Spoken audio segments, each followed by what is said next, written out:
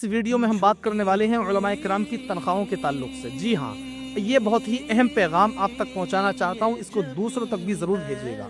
آج ہم لوگوں نے ان کی تنخواہوں کو کم کر کے یہ سمجھ لیا ہے کہ ہم نے بہت اچھا کام کر لیا، اپنے پیسے کو بچا لیا، مسجد یا مدرسے کے کسی اور کام میں لگا لیں گے۔ یاد رکھیے، اگر آج علماء کرام کی تنخواہیں نہیں بڑھائیں تو آنے والے وقت میں ارتداد بہت زیادہ پھیل جائے گا، لوگ مرتد ہونے لگیں گے، اپنا مذہب چھوڑ کر کے دوسرے مذہب میں جانے لگیں گے۔ تو وجہ کون لوگ بنیں گے؟ ہم لوگ بنیں گے، کیونکہ ہم لوگوں نے ان کی تنخواہوں کو کم کر رکھا ہے۔